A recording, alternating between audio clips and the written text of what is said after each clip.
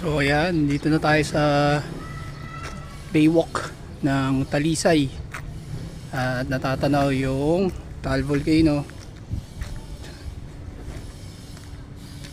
And po natin umakyat dito.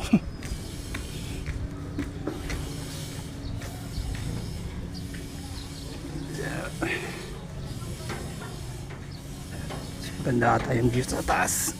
Rico. Ow.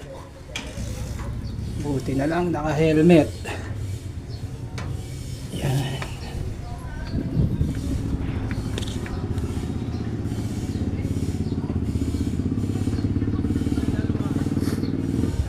Taal Volcano.